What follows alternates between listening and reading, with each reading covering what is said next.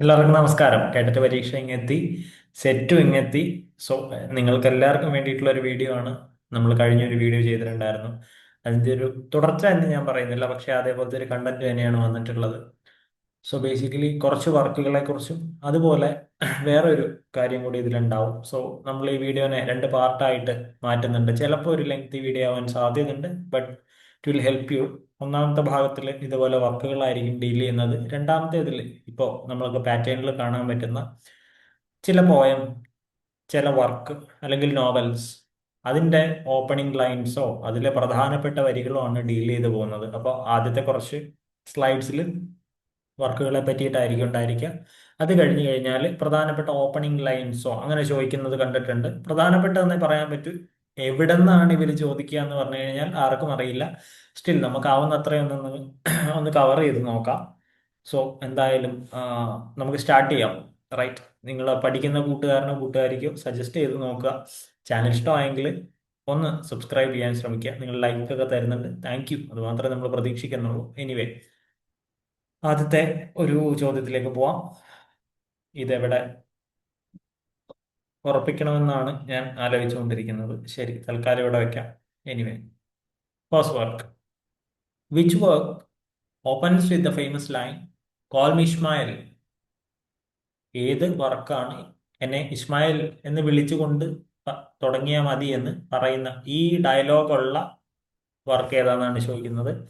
Moby ഡിക്ക് ആണോ, the Scarlet letter ആണോ, ഗ്രേറ്റ് ഗാറ്റ്സ്ബേ ആണോ, അഡ്വഞ്ചേഴ്സ് ഓഫ് ഹക്കിൾബറി ഫിൻ ആണോ? ഇത് മോബി ഡിക്ക് എന്ന് പറയുന്ന ഹെർമൻ മെൽവില്ലി 1851 എഴുതി കഴിഞ്ഞ വർക്കിൽ നിന്നുള്ളതാണ്. റൈറ്റ്, ഇതിൽ ഇസ്മായിൽ എന്ന് പറയുന്ന ക്യാരക്ടറിന്റെ സംസാരത്തോടു കൂടിയാണ് ഇത് തുടങ്ങുന്നത്. ഇവർ തിമിംഗല വേട്ടക്കാരൊക്കെയാണ് മോബി ഡിക്കിൽ എന്ന് പറയുന്നത്. ഭയങ്കര രസമുള്ള ഒരു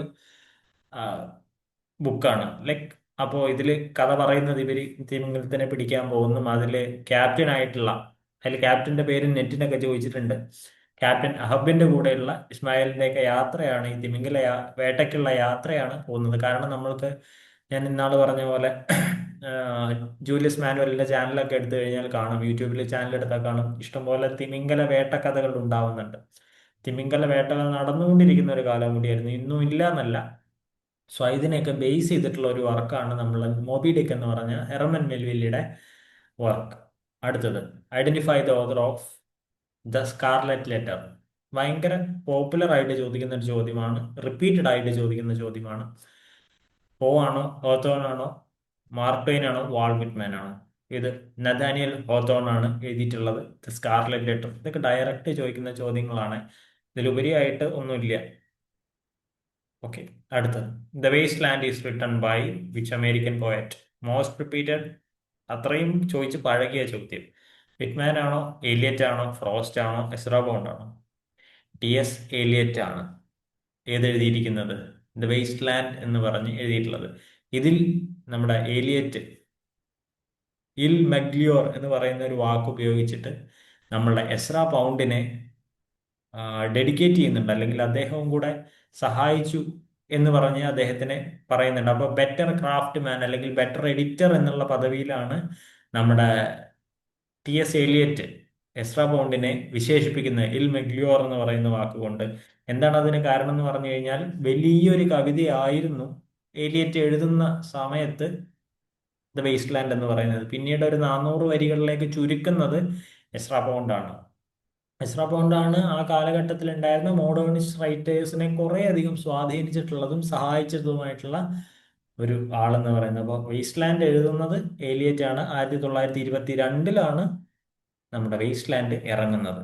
അടുത്തത്, which novel portray the illusion of the American dream through J?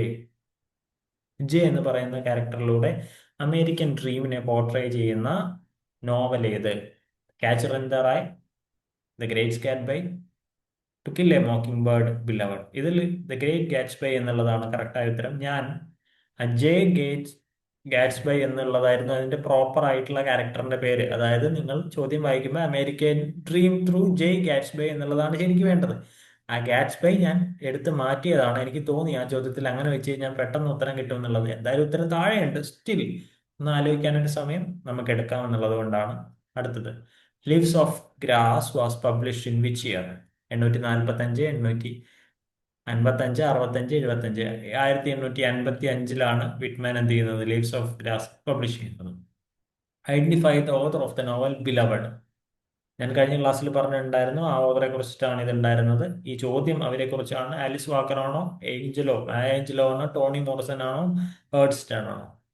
Tony Morrison ആണ് ബിലവഡ് എഴുതുന്നത്. ഈ ബിലവഡിന്റെ പേരിൽ തന്നെ അവർക്ക് അവാർഡുകളും കിട്ടുന്നുണ്ട്. ബിലവഡ് എന്ന് പറയുന്നത് ഭയങ്കര ഭയങ്കര നല്ലൊരു വർക്കാണ്. Which play by Dennis Williams is subtitled A Play in Two Acts. Cats on a Hot Tin Roof ആണോ, A Streetcar Named Desire ആണോ, The Glass Menagerie ആണോ, Suddenly Last Summer ആണോ? A Streetcar Named Desire എന്നുള്ളതാണ് എ അതിന്റെ സബ് ടൈറ്റിലാണ് a play in two acts എന്ന് പറയുന്നതിന് വരുന്നത്. The catcher in the rye, അത് വർക്കിന്റെ പേരാണ്. Was published in which year? 1949, 51, 55, 60. ഇത് JD സാലിഞ്ചർ 1951 എഴുതി പബ്ലിഷ് ചെയ്യുന്ന ബുക്കാണ്. Which novel by Harper Lee addresses racial injustice in the American south? To get to set a watchman, the catcher in the rye, to kill a mockingbird, beloved. ഇതിൽ to kill a mockingbird എന്ന് പറയുന്ന ബുക്കിലാണ് അദ്ദേഹം ഈ racial ഇൻജസ്റ്റിസിനെ കുറിച്ച് പറയുന്നത്. അവിടെ ഒരു കൊലപാതകം നടക്കുന്നു, അതുമായിട്ട് ബന്ധപ്പെട്ടുള്ള കാര്യങ്ങളൊക്കെയാണ് ഇതിൽ പറഞ്ഞു പോകുന്നത്. Right. Identify the author of the sound and the fury. Very famous repeated ചോദ്യമാണത്. ഫോക്നർ ആണോ, ഹെമിംഗ്വേ ആണോ, ഫിറ്റ്ജെറാൾഡ് ആണോ, സ്റ്റീൻബാക്ക് ആണോ? വില്യം ഫോക്നർ ആണ് 1929 the sound and the fury എന്ന് പറയുന്ന ബുക്ക് എഴുതുന്നത്. Wrote the novel untouchable. ഭയങ്കര പോപ്പുലർ. അതിന് ഞാൻ കുറച്ച് ഇന്ത്യൻ ഓതേഴ്സിലേക്കാണ് വരുന്നത്.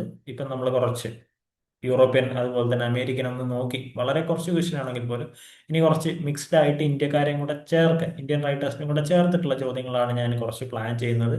സോ അൺടച്ചബിൾ എഴുതിയിട്ടുള്ളത് ആര്? RK നാരായണനാണോ, രാജാ റാവു ആണോ, ആനന്ദാണോ, കുഷൻ സിംഗ് ആണോ? മുൾക്ക് രാജ ആനന്ദാണ് അൺടച്ചബിൾ എന്ന് പറയുന്ന നോവൽ എഴുതിയിട്ടുള്ള. ഭയങ്കര രസമായിട്ടുള്ള ഒരു നോവലാണ്. അന്നത്തെ കാലഘട്ടം ക്ലിയർ ആയിട്ട് പോർട്രേ. ഇനി നമ്മൾ ഇപ്പോൾ ഇന്ത്യക്കാരിൽ പറയുന്ന, ഇന്ത്യൻ റൈറ്റേഴ്സിൽ പറയുന്ന ഒരു 5-6 വർക്കുണ്ട്. പറ്റുകയാണെങ്കിൽ ഒന്ന് എടുത്ത് വായിച്ചു. ഒരു 100-120 പേജൊക്കെ ചില വർക്കുകൾ ഉള്ളൂ. ഭയങ്കര രസമുള്ള വർക്കുകളാണ്. Coolie is a novel written by hmm? ആരാ? ലോകേഷ് കനരാജ് എന്നൊന്നും പറയരുത്. RK നാരായൺ, മുൾക്ക് രാജ ആനന്ദ്, രാജാ റാവു, സൽമാൻ റുഷ്ദി. മുൾക്ക് രാജ ആനന്ദാണ് കൂലിയും എഴുതുന്നത്. Identify the author of Kanthapura. RK Narayan, Raja Rao, Anita Desai, Mulk Raj Anand. Raja Rao ആണ് കാന്തപുരം എഴുതുന്നത്. അത് ഭയങ്കര രസമുള്ള ഒരു നോവലാണ്. കുറച്ച് വെറൈറ്റി ഒരു രീതിയിൽ പറഞ്ഞു പോകുന്ന വർക്കാണ് നമ്മുടെ കാന്തപുര എന്ന് പറയുന്നത്. Right. The Guide is a novel by which author? അത് കുറച്ചും കൂടെ പോപ്പുലർ ചോദ്യമാണ്. RK നാരായൺ, മുൾക്ക് രാജ ആനന്ദ്, രാജാ റാവു, സൽമാൻ റുഷ്ദി. RK നാരായണനാണ് അത് ഗൈഡ്, അതുപോലെ മാൽഗുഡി ഡേയ്സ് ഒക്കെ എഴുതുന്നത്. Which novel by Salman Rushdie won the Booker Prize? Most repeated ആണ്. ഇനി ഇതൊന്നും ചോദിക്കുന്ന എനിക്ക് പ്രതീക്ഷയില്ല, കാരണം അത്രയും പ്രാവശ്യം ഇതൊക്കെ ചോദിച്ചിട്ടുള്ളതാണ്. Shame, midnight children, the moor's last sigh, the satanic verses. Midnight children ആണ് അദ്ദേഹത്തിന് ബുക്കർ പ്രൈസും അതിനുശേഷമുള്ള അവാർഡുകളും കിട്ടുന്നത്. സാറ്റാനിക് വേഴ്സസ് ആണ് അദ്ദേഹത്തിന് എക്സൈലിന്, അതായത് അദ്ദേഹം ഈ സാറ്റാനിക് വേഴ്സസ് എഴുതുമ്പോൾ റിലീജിയസ് ഹാർമണിയെ തകർക്കുന്നു എന്ന് പറഞ്ഞ് ഇസ്ലാമിക് വിഭാഗത്തിൽ നിന്ന് എതിർപ്പുകൾ വരുന്നുണ്ട് സൽമാൻ റുഷ്ദിക്ക് എതിരെ. അതിനുശേഷം അദ്ദേഹത്തിന് രാജ്യം വിട്ടു പോകേണ്ടിയൊക്കെ വരുന്നുണ്ട്. അത് വേറൊരു കഥയാണ്. Still identify the author of the God of small things. ഞാൻ കഴിഞ്ഞ പ്രാവശ്യം സൂചിപ്പിച്ച ഒരു പരിപാടിയായിരുന്നു. അനിത ദേശായി ആണോ, അരുന്ധതി റോയ് ആണോ, കിരൺ ദേശായി ആണോ, ജുംബ ലാഹിരി ആണോ? അരുന്ധതി റോയ് ആണ് the God of small things എഴുതുന്നത്. ഞാൻ പറഞ്ഞിട്ടുണ്ടായിരുന്നു, കേരളവുമായി ബന്ധപ്പെട്ട് കേരളത്തിലെ പുഴയുടെ കരയിലൊക്കെ എഴുതപ്പെടുന്ന ഒരു നോവലാണ്. ഫെമിനിസ്റ്റ് അട്രിബ്യൂട്ട്സ് കൊടുക്കുന്ന നല്ല അവാർഡ് കിട്ടിയിട്ടുള്ള നോവലാണ്. Train to Pakistan is associated with which historical event? Sepoy mutiny, ശിപായ് ലഹള, partition of India, non cooperation movement, emergency.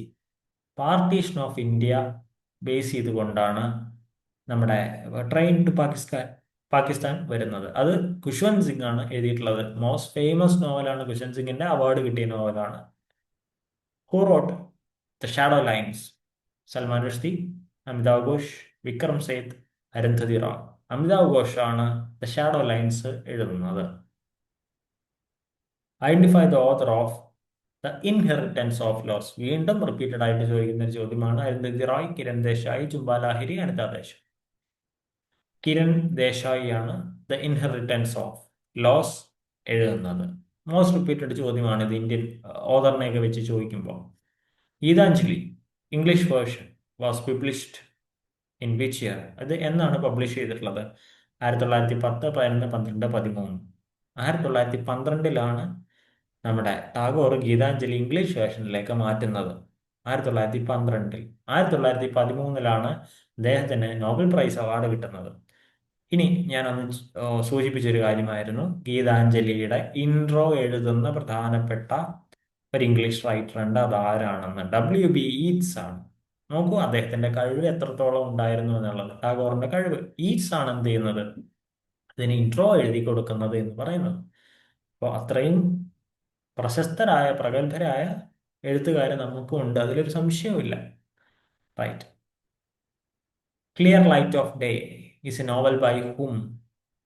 Kiran Desai, Kamala Markandaya, Shashi Deshpande, Arundhati Roy. Anita Desai ആണ് വീണ്ടും ക്ലിയർ ലൈറ്റ് ഓഫ് ഡേ എന്ന് പറയുന്ന നോവൽ എഴുതുന്നത്. Who authored the white tiger? Arundhati Roy ആണോ, അരവിന്ദ് അഡിഗയാണോ, സൽമാൻ റുഷ്ദി ആണോ, വിക്രം സേത്ത് ആണോ? അരവിന്ദ് അഡിഗയാണ് ദ വൈറ്റ് ടൈഗർ എഴുതുന്നത്. മാൻ ബുക്കർ പ്രൈസ് കിട്ടിയ വർക്കാണ് ഇത്. ഞാൻ ഇങ്ങനെ അറിഞ്ഞു കേട്ട് എന്റെ ചെറുപ്പകാലത്ത് വായിച്ചിട്ടുള്ളത്. ഭയങ്കര രസമുള്ളത്. അതായത് ഒരു എന്താ പറയുക, ഗ്രാമത്തിൽ നിന്ന് ഒരു പയ്യൻ ഓടിപ്പോയിട്ട്, നമ്മൾ ഈ പറയുന്ന ബിൽഡിംഗ് സ്ട്രോമൻ നോവൽ പോലെ പയ്യൻ വേറെ സ്ഥലങ്ങളിലെത്തുന്നു, അവിടെ ഓരോന്ന് കാണിച്ചു കൂട്ടുന്നു, അവിടെ ജീവിക്കുന്നു, ജീവിക്കാനുള്ള ഓരോ വഴികൾ കണ്ടെത്തുന്നു. ഇതുപോലെ ഡ്രൈവറായിട്ട് പണിയെടുക്കുന്നു. അതിൻ്റെ ഇടയിൽ ഒരു ആക്സിഡന്റ് വരുന്നു, ഇവൻ കുറെ പൈസയായിട്ട് മോഷ്ടിക്കപ്പെടുന്നു, ലഡു തിന്നുന്നു, കുറേ രസകരമായിട്ടുള്ള ഇവൻ ഇൻസിഡൻസ് ഉണ്ട്. എന്നിട്ട് അയാൾ തിരിച്ച് നാട്ടിലേക്ക് വരുന്നു, പൈസക്കാരനായിട്ട് തിരിച്ചു പോകുന്നു. ഇതൊക്കെയാണ് എന്തുകൊണ്ടാണ് ദ വൈറ്റ് ടൈഗർ എഴുതാൻ ആ ഒരു പേരിടാൻ കാരണം എന്ന് ഇദ്ദേഹം പറയുന്നത്, ഓഥർ പറയുന്നത് ബുക്കിൽ. വൈറ്റ് ടൈഗർ ഭയങ്കര റയറാണ്. ടൈഗർ ഇഷ്ടം പോലെ ഉണ്ടായിരിക്കും, ഇഷ്ടം പോലെ ഉണ്ടായിരിക്കും. ഇപ്പൊ പുലി എന്ന് പറയുന്ന ഒരു സാധനം കുറെ ഉണ്ടായിരിക്കും. കരിമ്പുലി അധികം കാണാറില്ല. ടൈഗർ കുറെ ഉണ്ടാവും, വൈറ്റ് ടൈഗർ ഉണ്ടാവില്ല. 1000-ലോ 10,000-ലോ ലക്ഷത്തിലോ ഒന്ന് മാത്രമേ ഉണ്ടാവൂ. സോ ഇതിലെ ക്യാരക്ടർ, ഇതിലെ പ്രോട്ടഗോണിസ്റ്റും എന്താണ്, അത്രയും റെയർ ക്യാരക്ടറാണ് എന്ന് പറയുന്ന നല്ലൊരു നോവലാണ്. അതുകൊണ്ടാണ് അതിന് ബാൻ ബുക്കർ പ്രൈസ് ഒക്കെ കിട്ടുന്നത്. നല്ല നോവലാണ്, കിട്ടിയാൽ വായിക്കണം. 300-400 പേജും കണ്ടേ ഉള്ളൂ. മാൽഗുഡി ഡേയ്സ്. ഈ ചോദ്യം ഞാൻ ഇനി റിപ്പീറ്റ് ചെയ്യുന്നില്ല. എഴുതുന്നത് R.K. നാരായണനാണ്. So right. Identify the author of sea of poppies. റഷ്ദിയാണോ, ഘോഷാണോ, അരുന്ധതി റോയ് ആണോ, രോഹിൻടൺ മിസ്ട്രി ആണോ? അമിതാവ് ഘോഷാണ് നമ്മുടെ ഈ വർക്ക് എഴുതിയിട്ടുള്ളത്. ഇനി cry the peacock was written by hmm? നമ്മൾ ഡിഗ്രി കാലഘട്ടത്തിൽ പഠിക്കാൻ സാധ്യതയുള്ള ഇന്ത്യൻ മിത്തോളജികളെ പറയുന്ന, അതായത് ഇന്ത്യൻ മിത്തോളജിയിലുള്ള നമ്മുടെ ഈ മഹാഭാരതത്തിലുള്ള ക്യാരക്ടേഴ്സിനെയൊക്കെ വെച്ച് പറയുന്നതായിട്ടാണെന്ന് എനിക്ക് ഓർമ്മ. അങ്ങനെ ഉള്ളൊരു വർക്കാണ്. Anita Desai, Kamala Markandaya, Shashi Deshpande, Arundhati Roy. Cry the peacock എഴുതുന്നത് അനിത ദേശായി ആണ്. കുഞ്ഞൊരു ഇതാണ്, ഒരു സ്റ്റോറി പോലത്തെ മോഡലുള്ളതാണ്. Who wrote the palace of illusions? The next one most repeated. Chitra Banerjee ആണോ, അനിത നായർ ആണോ, അരുന്ധതി റോയ് ആണോ, ജുംബ ലാഹിരി ആണോ? ചിത്ര ബാനർജി ദിവാകർണി ആണ് ദ പാലസ് ഓഫ് ഇല്യൂഷൻസ് എഴുതുന്നത്. The palace of illusions.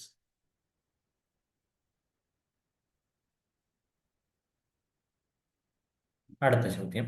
A fine balance is novel by which author? Rohinton Mistry, Salman Rushdie, Ghosh and Roy. Rohinton Mistry ആണ് എ ഫൈൻ ബാലൻസ് എന്ന് പറയുന്ന നോവൽ എഴുതുന്നത്. Identify the author of interpreter of maladies. Jhumpa Lahiri, Kiran Desai, Anita Desai, Arundhati Roy. Jhumpa ലാഹിരിയാണ് ദ ഇന്റർപ്രറ്റർ ഓഫ് മാലഡീവ്സ് എഴുതിയിട്ടുള്ളത്. Direct ചോദ്യങ്ങളാണ് ഞാൻ പറഞ്ഞു പോകുന്നത്, ഡയറക്റ്റ് ചോദ്യങ്ങളായിരിക്കും. The serpent and the rock was written by whom. ഭയങ്കര ഫേമസ് ആ. R.K. നാരായൺ, രാജാറാവു, മുൾക്ക് രാജാനന്ദ് സൽമാൻ റുഷ്ദി. ഇപ്പൊ നമ്മൾ നേരത്തെ ഒരു ചോദ്യം പറഞ്ഞിട്ടുണ്ടായിരുന്നു, കാന്തപുര എന്ന് പറയുന്നത് രാജാറാവുമാണ് കാന്തപുരയും സർപ്പൻ ആൻഡ് ദ റോപ്പും എഴുതുന്നത്. ഇനി fire on the mountain is a novel by which writer? Fire on the mountain, Anita Desai, Roy, Kiran Desai, Kamala Markandaya. Anita ദേശായിയാണ് ഫയർ ഓൺ ദ മൗണ്ടെയിൻ എന്ന് പറയുന്ന നോവൽ എഴുതിയിട്ടുള്ളത്. ഇനി ഞാൻ നേരത്തെ പറഞ്ഞ പോലെ കുറച്ച് ഓപ്പണിംഗ് ലൈൻസ് ആണ് നോക്കാൻ പോകുന്നത്. ചില പ്രശസ്ത കവികളുടെ, ഇത് മോസ്റ്റ് പോപ്പുലർലി ഇംഗ്ലീഷ് റൈറ്റേഴ്സ് ആണ് ഞാൻ കുറച്ച് എടുത്തിട്ടുള്ളത്. കേട്ടറ്റിലും സെറ്റിലും ഒക്കെ അതാണ് കുറച്ചും കൂടെ ചോദിച്ചു കണ്ടിട്ടുള്ളത്. അപ്പോൾ ഓപ്പണിംഗ് ലൈൻസ് നോക്കാം. Earth has not anything to show more fair. ഇതാരാണ് എഴുതിയിട്ടുള്ളത്, എവിടെ നിന്നാണ് വന്നിട്ടുള്ളത്? Shelley, Keats, Wordsworth, Byron. അപ്പോൾ റൊമാൻറ്റിക് പോയറ്റ്സിലെ കുറെ ആൾക്കാരെ കാണാം. അതിൽ വേർഡ്സ്വർത്ത് ആണ് ഈ വരി എഴുതിയിട്ടുള്ളത്. അത് കമ്പോസ്ഡ് അപ്പോൺ വെസ്റ്റ്മിൻസ്റ്റർ ബ്രിഡ്ജ് എന്ന് പറയുന്ന വർക്കിൽ നിന്നാണ് വന്നിട്ടുള്ളത്. റൊമാൻറ്റിക് നേച്ചറുള്ള പോയട്രിയാണ്. ഓക്കെ, ഒരു അർബൻ, കാം അർബൻ ലാൻഡ്സ്കേപ്പിലൊക്കെ വരുന്ന ഒരു പോയമാണ് ഇത് ബേസിക്കലി. അടുത്തത്, bright star would I were steadfast as thou art. Your art എന്നുള്ളത്, ദോ എന്ന് പറയുന്ന ആർട്ട് യുവർ എന്ന്. Shelley, Wordsworth, Keats, Byron. ഇത് ബ്രൈറ്റ് സ്റ്റാർ എന്ന് പറയുന്ന കീറ്റ്സിന്റെ സോണറ്റിൽ നിന്ന് എടുത്തിട്ടുള്ളതാണ്. റൊമാൻറ്റിക് എലമെന്റോട് കൂടിയിട്ടുള്ള ഒരു വർക്കാണിത്. അദ്ദേഹത്തിന്റെ തന്നെ, കീറ്റ്സിന്റെ അവസാന കാലഘട്ടത്തിൽ എഴുതിയ ഒരു കവിതയായിട്ടാണ് കണക്കാക്കുന്നത്. ഇതുപോലെ നമ്മൾ കണക്ട് ചെയ്ത് പറയാറുണ്ട്, ഷേക്സ്പിയറിന്റെ അവസാന കാലഘട്ടത്തിൽ അല്ലെങ്കിൽ ഷേക്സ്പിയറിന്റെ അവസാനത്തെ വർക്കായിട്ട് കണക്കാക്കുന്നത് കിങ് ലിയർ ആണ്. ഓക്കെ, സോറി, കിങ് ലിയർ അല്ല, ടെമ്പസ്റ്റ് ആണ്. ടെമ്പസ്റ്റ്, അതാണ് ഞാനൊന്ന് സ്റ്റക്കായത്. ടെമ്പസ്റ്റ് ആണ്. ടെമ്പസ്റ്റിൽ ഇദ്ദേഹം, നമ്മുടെ മാന്ത്രികനായിട്ടുള്ള രാജാവ് എന്ത് ചെയ്യുന്നു? കാലിബനെയൊക്കെ തുറന്നു വിട്ടതിന് ശേഷം ആ രാജ്യത്ത് നിന്ന് തിരിച്ചു പോകുമ്പോൾ അദ്ദേഹത്തിന്റെ മന്ത്രവാദവും മന്ത്രവാദത്തിനുള്ള വടികളും എന്തൊക്കെയാണോ ഒരാൾ മന്ത്രവാദത്തിന് ഉപയോഗിക്കുന്നത്, ബ്ലാക്ക് മാജിക്കിന് വേണ്ടി ഉപയോഗിക്കുന്നത്, അതൊക്കെ അദ്ദേഹം എന്ത് ചെയ്യുന്നുണ്ട്? കുഴിച്ചിടുന്നുണ്ട്. അപ്പോൾ ഹിസ്റ്റോറിയൻസ് അല്ലെങ്കിൽ എഴുത്തുമായി ബന്ധപ്പെട്ടിട്ടുള്ള ആൾക്കാരൊക്കെ പറയുന്നു, ഷേക്സ്പിയറും ഇതുപോലെ അദ്ദേഹത്തിന്റെ അവസാനത്തെ എന്താ പറയുക വർക്കായിട്ട് ചിലപ്പോൾ എഴുതിയതായിരിക്കാം ടെമ്പസ്റ്റ് എന്നുള്ളത്. കാരണം അദ്ദേഹം എല്ലാ പണിയും നിർത്തുന്നു എന്നുള്ളതാണ് അതിലെ ബേസിക് ഐഡിയ ആയിട്ട് നമ്മൾ കണക്കാക്കുന്നത്. സത്യമാണെന്ന് നിർബന്ധമൊന്നുമില്ല. O solitude, if I must with thee dwell. ആരാണ് പറയുന്നത്? Shelley, Wordsworth, Keats, Coleridge. Keats തന്നെയാണ് അദ്ദേഹത്തിന്റെ സോണറ്റ് 7ന്റെ ആ ഒരു സീക്വൻസിൽ വരുന്നതായിട്ടുള്ള ഈ പോയം എഴുതിയിട്ടുള്ളത്. റൊമാൻറ്റിക് പോയമാണ്. നേച്ചർ ആൻഡ് ഐസൊലേഷൻ എന്ന് പറയുന്നതാണ് വരുന്നത്. ഇപ്പൊ പറയുന്നതിൽ നിങ്ങൾ ശ്രദ്ധിക്കുക, ഇത് കൂടുതലായിട്ടും വരികൾക്കും റൈറ്ററിനും പോയത്തിന്റെ പേരിനുമാണ് ഇമ്പോർട്ടൻസ് നൽകുന്നത്. അപ്പൊ നിങ്ങൾ വിചാരിക്കും എന്താണ് ഇങ്ങനെ പറഞ്ഞു പോകുന്നതെന്ന്. ഈ വരി കണ്ടു കഴിഞ്ഞാൽ ഓർമ്മിക്കണം എന്നുള്ളതാണ് ഞാനിവിടെ പറയാൻ ശ്രമിക്കുന്നത്. ഓക്കെ, അതുകൊണ്ട് തന്നെ വരികളാണ് ഞാനിവിടെ കൂടുതൽ ഫോക്കസ് ചെയ്യുന്നത്. Hail to the blithe spirit, most popular and most repeated ആണ്. കീറ്റ്സ് ആണോ, ഷെല്ലി ആണോ, വേർഡ്സ്വർത്ത് ആണോ, കോളറിഡ്ജ് ആണോ? ഷെല്ലിയുടെ ടു എ സ്കൈലാർക്ക് എന്ന് പറയുന്ന പോയത്തിൽ നിന്നാണ് വന്നിട്ടുള്ളത്. ഇതും റൊമാൻറ്റിക് കോഡാണ്. അപ്പോൾ സ്കൈലാർക്കിനെ നോക്കിയിട്ട് ഇദ്ദേഹം വിളിക്കുകയാണ്, ഹെയിൽ ടു ദി, നിനക്കൊരു സല്യൂട്ടൊക്കെ തരാം, ബ്ലീത്ത് എ സ്പിരിറ്റ്, ഭയങ്കര സന്തോഷവാനായിട്ടുള്ള സോളല്ലേ നീ, എന്താണ് നീ പറന്ന് നടക്കല്ലേ, യു എൻജോയ് യുവർ ഫ്രീഡം അല്ലേ. അടുത്തത്, the curfew tolls the knell of parting day. ഇതിനൊക്കെ വലിയ ഒരു ഈസി ചോദ്യം ഇനിയില്ല. Collins, Gray, Goldsmith, Cowper. നമ്മൾ ഡിഗ്രി ലെവൽ തൊട്ട് പഠിക്കാൻ തുടങ്ങുന്നതാണിത്. തോമസ് ഗ്രേയുടെ എലിജി റിട്ടൺ എ കൺട്രി ചർച്ചയാർഡിലാണ് ഇത് വരുന്നത്.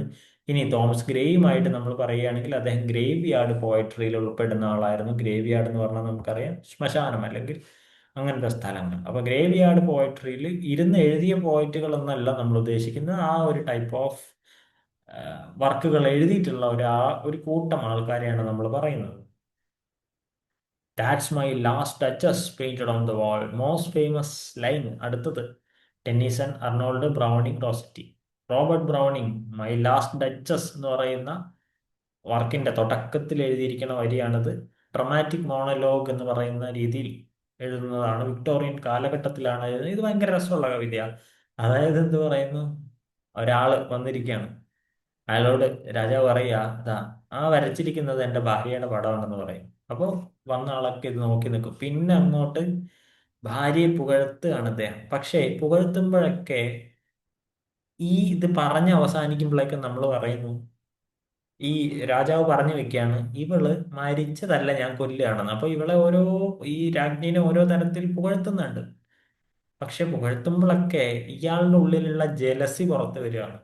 അതായത് രാജ്ഞി സുന്ദരിയായിരുന്നു, അപ്പൊ ബേസിക്കലി പറഞ്ഞു വെക്കുന്നത് ബാക്കിയുള്ള ആൾക്കാരുടെ അടുത്തൊക്കെ സംസാരിക്കുമ്പോൾ എനിക്ക് ഇഷ്ടമായിരുന്നില്ല എന്നുള്ള രീതിയിലാണ് പറയുന്നത്.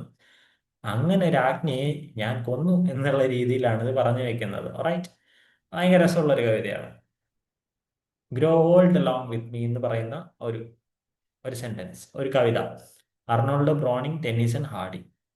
ബ്രോണിങ്ങിന്റെ റാബി ബെൻ എസ്ര എന്ന് പറയുന്ന ഒപ്റ്റിമിസ്റ്റിക് ആയിട്ടുള്ള വിക്ടോറിയൻ പോയത്തിൽ നിന്നാണ് വരുന്നത്. കാരണം ബേസിക്കലി നമ്മൾ പറയാറുണ്ട് വിക്ടോറിയൻ കാലഘട്ടം രണ്ടും പ്രതിനിധാനം ചെയ്തിട്ടുണ്ടായിരുന്നു, രണ്ടിനെയും ഫോക്കസ് ചെയ്യുന്നതായിരുന്നു. കുറച്ച് ഒപ്റ്റിമിസ്റ്റിക്കും ആയിരുന്നു, അതേപോലെ ഇൻഡസ്ട്രിയൽ റവല്യൂഷൻ ഒക്കെ കാരണം കുറച്ച് റിയലിസ്റ്റിക് റിയലിസ്റ്റിക് ആയിട്ടുള്ള പോയംസ് അതുപോലെ നോവൽ ഭയങ്കര അധികമായിട്ട് വന്നിട്ടുള്ള ഒരു കാലഘട്ടമായിരുന്നു. എനിക്ക് ഏറ്റവും പാടുള്ളത് ഈ വിക്ടോറിയൻ കാലഘട്ടത്തിലെ നോവലുകളെയും നോവലിസ്റ്റുകളെയും പഠിക്കാനും ഓർമ്മ വെക്കാനുമാണ്. എത്ര പറഞ്ഞാലും ഇത് ശരിയാവില്ല. കുറെ ആൾക്കാരുണ്ടാവും അവിടെ, റൈറ്റ്.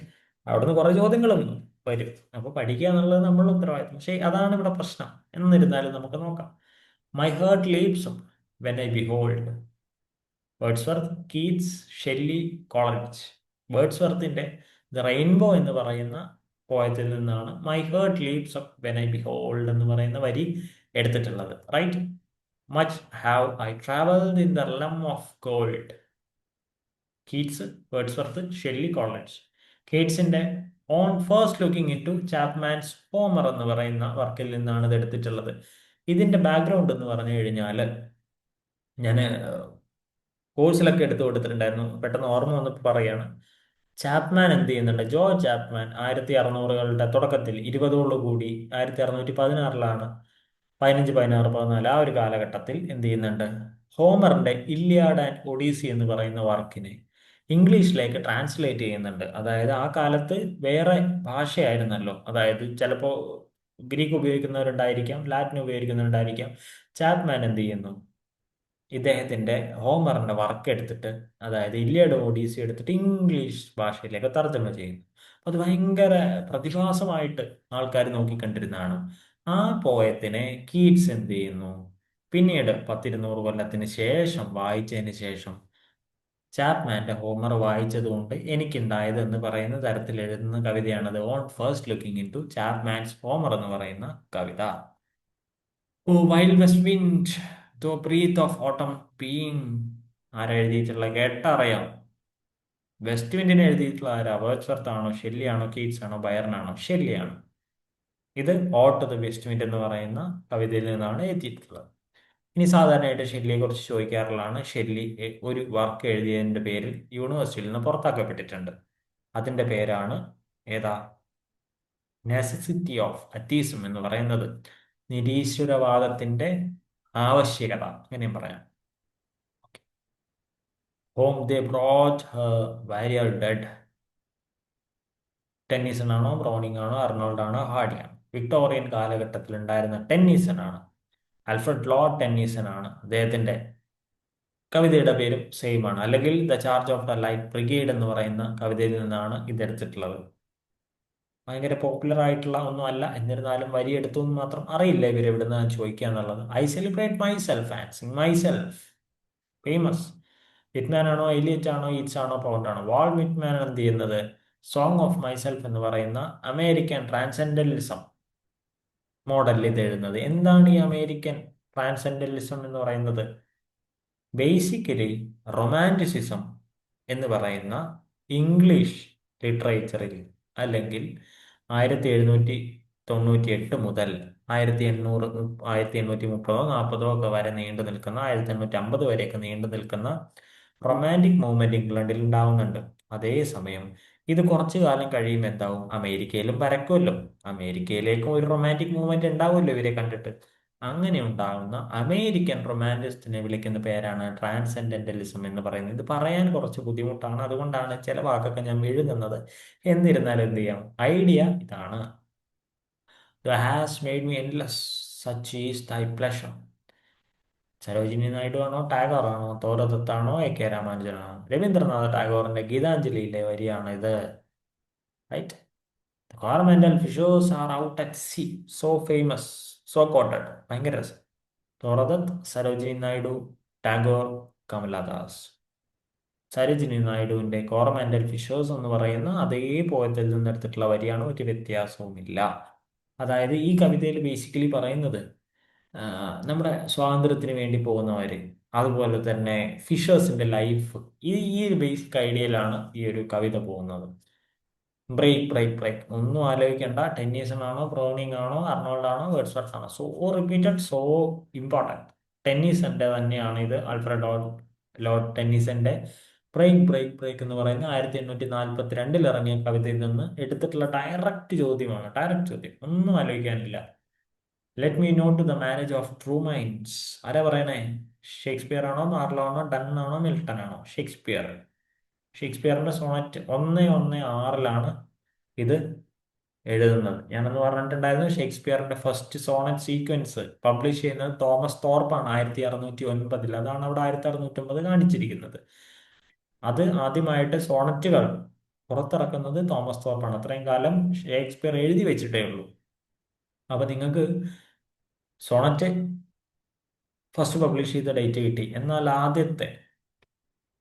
ആദ്യത്തെ പ്ലേസ് എല്ലാം കൂടെ കൂട്ടിച്ചേർത്ത് എന്നാണ് പബ്ലിഷ് ചെയ്തതെന്ന് അറിയെങ്കിൽ നിങ്ങളൊന്ന് കമന്റ് ചെയ്യും. നല്ല കാര്യമായിരിക്കും. ഞാൻ ജസ്റ്റ് ഒരു ചോദ്യം നിങ്ങൾക്ക് തന്നു എന്ന് മാത്രം. നിങ്ങൾക്ക് അറിയുന്നുണ്ടായിരിക്കും, ഒന്ന് കമന്റ് ചെയ്താൽ വലിയ ഉപകാരം. ബാക്കിയുള്ളവർക്കും കാണാമല്ലോ. Right. Since there is no help, come let us kiss and part. ടൺ ആണോ, ഡ്രൈറ്റൺ ആണോ, മാർവൽ ആണോ, യാട്ടാണോ? ഇതിൽ നമ്മൾ മെറ്റാഫിസിക്കൽ പോയറ്റ്സിനെ ഉൾപ്പെടുത്താൻ നല്ല സാധ്യതയുണ്ട്. പക്ഷേ ഇത് എഴുതിയിരിക്കുന്നത് മൈക്കൽ ഡ്രൈറ്റൺ ആണ്. കാരണം command let's kiss and part എന്നൊക്കെ പറയുന്ന കുറച്ചും കൂടെ സെൻഷ്വൽ ആയിട്ടുള്ള പോയം ആ കാലഘട്ടത്തിൽ എഴുതുന്നത് മെറ്റാഫിസിക്കൽ പോയറ്റ്സ് ആണ്. അതായത് ജോൺ ഡണ്ണും ആൻഡ്രൂ മാർവലും ഒക്കെ ചേർന്നിട്ടുള്ള, നമ്മുടെ ഹെർബർട്ടൊക്കെ ചേർന്നിട്ടുള്ള ഗ്രൂപ്പിലെ ആൾക്കാരാണ് ഇങ്ങനത്തെ കവിതകൾ എഴുതുന്നത്. അതുകൊണ്ട് അങ്ങോട്ട് പോയിട്ട് ആൻഡ്രൂ മാർവലിനെ കുത്താൻ ഒരു സാധ്യതയുണ്ട്. വേണ്ട. Since there is no help എന്ന് പറയുന്നത് ഡ്രൈറ്റൺ തന്നെയാണ് എഴുതിയിട്ടുള്ളത്. True ease in writing comes from art, not chance. Dryden ആണോ, പോപ്പ് ആണോ, ജോൺസൺ ആണോ, സ്വിഫ്റ്റ് ആണോ? പോപ്പ്. Alexander Pope. ഓക്കെ. അദ്ദേഹം എഴുതിയിട്ടുള്ള ആൻ എസ്സേ ഓൺ ക്രിറ്റിസിസം എന്ന് പറയുന്ന 1711 വർക്കിലാണ് ഇത് വരുന്നത്. നിങ്ങൾക്ക് അറിയുന്നുണ്ടായിരിക്കും ബാക്കിയുള്ള കഥകളൊക്കെ. റൈറ്റ്.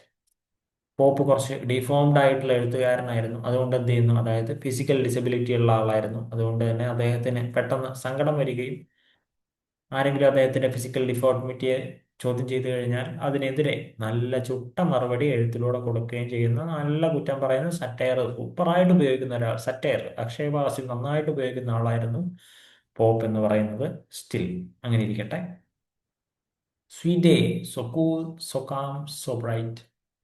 ഡൺ ആണോ, മാർവൽ ആണോ, ഹെർബർട്ട് ആണോ, ലോഗൻ ആണോ? ഓക്കെ. ജോർജ് ഹെർബർട്ട് ആണോ? ജോർജ് ഹെർബർട്ട് ആണ്. വിർച്വു എന്ന് പറയുന്ന അദ്ദേഹത്തിന്റെ കവിതയിൽ മെറ്റാഫിസിക്കൽ റിലീജിയസ് പോയട്രി എഴുതിയിരുന്ന ആളായിരുന്നു ജോർജ് ഹെർബർട്ട്. അദ്ദേഹത്തിന്റെ ദ ടെമ്പിൾ എന്ന് പറയുന്ന കളക്ഷൻ ഓഫ് പോയത്ത് എന്നാണ് ഈ ഒരു പോയം എടുത്തിട്ടുള്ളത്. പോയട്രി എന്നാണ് ഈ ഒരു പോയം എടുത്തിട്ടുള്ളത്. They flee from me that some time did me seek. യാട്ടാണോ, സിഡ്നി ആണോ, സ്പെൻസർ ആണോ, സറയാണോ? ഇത് തോമസ് യാട്ട് ടോട്ടൽ മിസെല്ലനി എന്ന് പറയുന്ന വർക്കിൽ എഴുതിയിട്ടുള്ളതാണ്. അദ്ദേഹത്തിന്റെ പോയട്രിയിൽ നിന്നുള്ളതാണ്. ഇനി ഒരു ചോദ്യം, ടോട്ടൽ മിസെല്ലനി ആരൊക്കെ ചേർന്നാണ് എഴുതിയിട്ടുള്ളത്? നല്ലൊരു ചോദ്യമല്ലേ? Let us go then, you and I, when the evening is spread out against the sky like a patient raised upon a table എന്നുള്ള വരി എഴുതിയത് ആര്? എനിക്ക് ഏറ്റവും ഇഷ്ടപ്പെട്ടിട്ടുള്ള വരികളിലൊന്നാണ്. അതുകൊണ്ട് ഈ പോയൊക്കെ ഞാൻ കാണാൻ പഠിച്ചു വയ്ക്കും. Whatever. ഇത് എഴുതിയിട്ടുള്ളത് ആര്? T S. Eliot, Pound, Frost, Lawrence. T S. എലിയറ്റിന്റെ the love song of J Alfred Prufrock എന്ന് പറയുന്ന കവിതയിൽ നിന്നാണ് ഇത് എഴുതിയിട്ടുള്ളത്. ഡ്രാമാറ്റിക് മോണലോഗ് ആയിട്ട്, അതായത് ഒരു ദിവസം വൈകുന്നേരം ഇയാള്, നമ്മുടെ ആൽഫ്രഡ് ജെ പ്രുഫ്രോക്ക് എന്ന് പറയുന്ന ആൾ കാമുകിയോട് പറയാണ്, let us go then, you and I, നമുക്ക് രണ്ടുപേർക്കും പോവാം പ്രിയേ. when the evening is spread out against the sky like a patient is raised upon a table, let us go then, you and I, when the evening is spread out against the sky. Evening, സന്ധ്യാസമയം, spread out against the sky. ഈ evening നമ്മളുടെ ഈ സന്ധ്യാസമയം ഈ എന്താ സ്കൈയിൽ ഇങ്ങനെ വിരിച്ച് ഇട്ടിരിക്കുന്നുണ്ടല്ലോ, അതെങ്ങനെയാണ് like a patient etherised upon a table. ഒരു എന്താ പറയാ, ഡോക്ടറുടെ മുമ്പിൽ ഈതറൈസ് ആയിട്ട് കിടക്കുന്ന ഒരു രോഗിയെ പോലെയുള്ള ഈ മനോഹരമായിട്ടുള്ള ഈ സായാഹ്നത്തിൽ എന്ത് ചെയ്യാം? Let us go then. Okay, Michael ആഞ്ചലോയൊക്കെ പറ്റിയിട്ട് പറയുന്ന വരികളൊക്കെ പിന്നീട് വരുന്നുണ്ട്. ഭയങ്കര രസമായി ഈ ഒരു കവിത എന്ന് പറയുന്നത്. എനിക്ക് പേഴ്സണലി പറയുകയാണെങ്കിൽ നമ്മുടെ വേസ്റ്റ് ലാൻഡിനേക്കാൾ കൂടുതൽ ഇഷ്ടം ഇതാ. കുറച്ച് റൊമാൻറ്റിക് എലമെന്റ് ഉള്ളത് കൊണ്ടായിരിക്കും, പക്ഷേ വേസ്റ്റ് ലാൻഡ് വായിക്കണം എന്നുണ്ടെങ്കിൽ നമ്മൾ കുറേയധികം ആൾക്കാരെ മനസ്സിലാക്കണം. ടൈറേഷ്യാസ് എന്ന് പറയുന്ന നമ്മുടെ കണ്ണ് കാണാത്ത ഒരാളെ അവിടെ കാണുന്നുണ്ട്. ഈ ടൈറേഷ്യാസിനെ നമുക്ക് വേറെ എവിടെ കാണാൻ പറ്റും? നമ്മള് ആഹ്, ഇദ്ദേഹത്തിന്റെ വർക്കിൽ കാണുന്നുണ്ട്. മറന്നുപോയി, ഞാൻ പറഞ്ഞുതരാം. ആലോചിച്ച് മറക്കുകയാണ് സ്റ്റിൽ. അപ്പൊ ടൈറേഷ്യസിനെയൊക്കെ എവിടെ കാണാൻ പറ്റും? ഉം. നമ്മുടെ വേസ്റ്റ് ലാൻഡിൽ കാണാൻ പറ്റും. ഓക്കെ, അതിൽ കുറെ ആൾക്കാർ വരുന്നുണ്ട്. വേസ്റ്റ് ലാൻഡിൽ ഇഷ്ടംപോലെ ക്യാരക്ടേഴ്സ് വരുന്നുണ്ട്. ഭയങ്കര ഫേമസ് ആയിട്ടുള്ള നല്ല രസമുള്ള ക്യാരക്ടേഴ്സ് വരുന്നതാണ് അത്. Okay, turning and dining in the widening. അടുത്ത പോപ്പുലർ ലൈൻ എലിയറ്റ് ആണോ, ഈറ്റ്സ് ആണോ, ഹോപ്കിൻ ആണോ, ഓർഡൻ ആണോ? ഈറ്റ്സിന്റെ, ഈറ്റ്സിന്റെ, നമ്മൾ നേരത്തെ പറഞ്ഞ നമ്മുടെ ഇദ്ദേഹം ടാഗോറിന്റെ ഗീതാഞ്ജലിയുടെ ഫ്രണ്ട് എഴുതിയിട്ടുള്ള ഇൻട്രോ എഴുതിയിട്ടുള്ള ആളാണ് നമ്മുടെ ഈറ്റ്സ്. അദ്ദേഹത്തിന്റെ സെക്കൻഡ് കമ്മിങ് എന്ന് പറയുന്ന പോയത്തിൽ നിന്നാണ് ഏത് വരുന്നത്? ടേണിങ് ഇൻ ദ വൈഡനിങ് ഗയർ എന്ന് പറയുന്ന വരി വരുന്നത്. ഇതിന്റെ അടുത്ത വരി the Falconer the falcon cannot here the Falconer. അതായത് ഇപ്പൊ പട്ടമാണെങ്കിൽ പട്ടത്തിന് കേൾക്കുന്നില്ല. പട്ടം എന്നുള്ളതല്ല അർത്ഥം. ഫാൽക്കൺ എന്ന് പറയുന്നത് പക്ഷിയാണ്. ഞാൻ പെട്ടെന്ന് ഈസി ഇതിന് വേണ്ടിയിട്ട് പറയുകയാണ്.